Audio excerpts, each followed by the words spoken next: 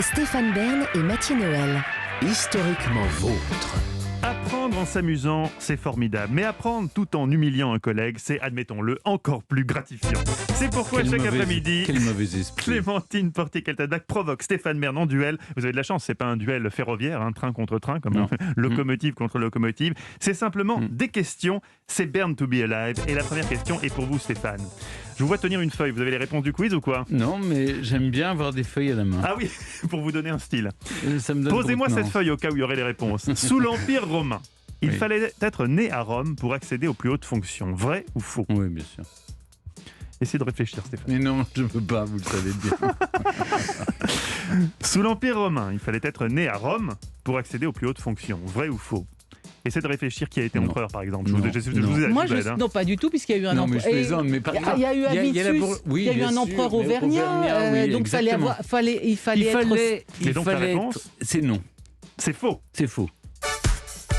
Oh, bonne réponse de Stéphane Bern. Oh, Stéphane, quelle culture. Il fallait être citoyen romain, mais pas forcément naître à Rome. Voilà, c'est ça. Un Ainsi- citoyen romain, en revanche. Exactement, et ça pouvait être à l'autre bout de l'Empire. Oui. Ainsi, Septime Sévère a été empereur de 193 à 211. Or, il est né en actuelle Libye. Et Julien Laposta n'est pas Mais né oui, à Rome bien non sûr, plus. il était pas Bien né à Rome. sûr, mais bien non, sûr. mais il fallait être citoyen romain. Ah oui, bien sûr, mais pas être né à Rome. Mm. C'est la question.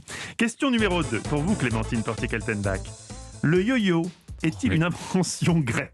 Vrai ou faux ? Alors, est-ce que le yo-yo était... Je sais que sous la Révolution, on appelait ça les migrettes ou les migrants, vous savez, parce qu'ils venaient, ils repartaient, comme ça on y jouait beaucoup.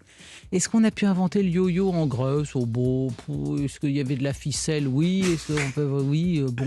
Est-ce qu'il y avait le goût du jeu Est-ce que les Grecs ont inventé le yo-yo ? Ça Je suis s'appelait pas sans sûr doute que ce pas soit le un yo-yo. jeu, d'ailleurs. Parce qu'ils ont les C'est-à-dire comboloïs. Tu vois ce que c'est, Clémentine, les comboloïs avec les graines, enfin Je sens, chers auditeurs, que nous partons très loin là. Moi, je vois pas Ce du sont tout. des Aucun chapelets, en comboloï. fait, comme des chapelets. Et ils jouent tout le temps, les Grecs se déstressent avec ça. Ah si, je vois. Oui, je vois ce que c'est. J'en ai un dans la Ah poche. oui. Montre-moi ton comboloï, Stéphane. Mais Ah non, oui, bah il en voilà. a probablement. Mesdames et messieurs, Ah donc qu'est-ce ils auraient que pu c'est jouer au Qu'est-ce que vous yo-yo. foutez Je avec ce dirais la truc-là, réponse est Stéphane oui, J'ai avec toujours l'aide de mon Mais à quoi Stéphane. ça sert ? À flageller des gens Non, Mais non. c'est quelque chose d'un peu déstressant. On joue avec, Vous c'est un n'avez peu pas de comme un chapelet sur chapelet. vous.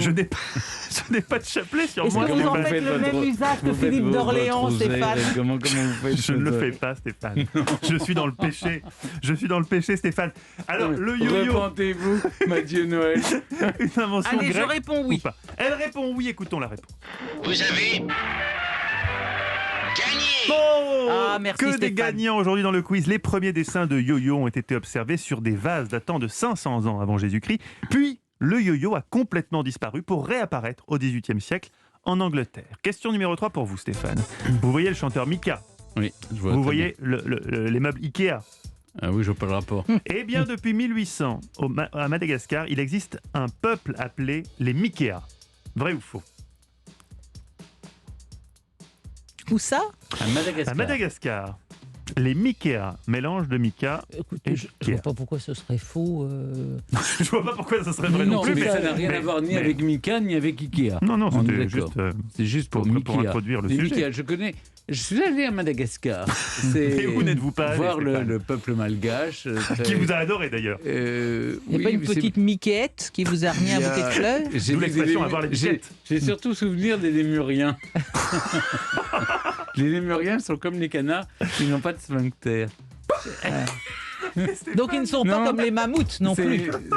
Mais Stéphane, mais comment on peut partir si loin par rapport à une question aussi simple la question était y a-t-il un peuple Mikéa Il y a 2 minutes, vous me reprochiez d'être Austère. terriblement austère. Alors vous êtes bien rattrapé. Maintenant, redevenez un peu austère, équilibrons. Écoutez, je crois, oui. Vous dites oui. Oui, je dis oui. Soyons fous. Vous avez gagné. Bon, Je oui, suis c'est vraiment déstabilisé débile par comme votre question. talent aujourd'hui, tous les deux. Effectivement, bonne réponse. Il serait aujourd'hui 1500, mais personne ne peut donner un chiffre exact ni prouver qu'ils existent encore. Ce sont des chasseurs-cueilleurs vivant dans la forêt au sud-ouest du pays. Oh, bon. C'était rien fort à- intéressant C'était- comme question. c'était Merci beaucoup. Très hein. intéressant, et heureusement, on en a On appris un va peu s'en plus souvenir. Sur un les peu plus sur lémuriens. l'anatomie des lémuriens. Question numéro On se 4 souviendra pour vous. des lémuriens, mais pas des miquettes. Hein. Attention, Clémentine. Miquettes. Attention, Clémentine. Clémentine, tout se joue là. Le plus court verset de la Bible contient 3 mots. Vrai ou faux ? On va voir si vous l'avez bien lu. plus court verset de la...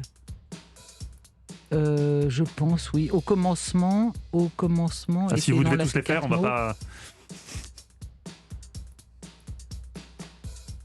Je pense que au commencement était... Non, un... Pour moi, c'est plutôt 4. Si ça se trouve, il va y avoir une arnaque comme ça. Je vais dire oui, c'est 3. En fait, ça va être 4. Dites-moi la réponse que vous voulez. Eh ben, je dis Clémentine. oui. Vous avez perdu. Aïe, aïe, aïe, aïe, aïe. Il y avait peut-être une arnaque. 2 mots, le verset le plus court. Vous pourrez dire dorénavant que vous connaissez par cœur un verset de la Bible. C'est l'évangile de Jésus-Christ selon saint Jean, chapitre 11, verset 33. Jésus pleura. Ah 2 mots, vous avez Ouais. donc perdu. Eh Mais ben, c'est Stéphane qui remporte le quiz. Stéphane, ça va à l'encontre de toutes les statistiques. Non, Vous remportez le quiz de culture générale.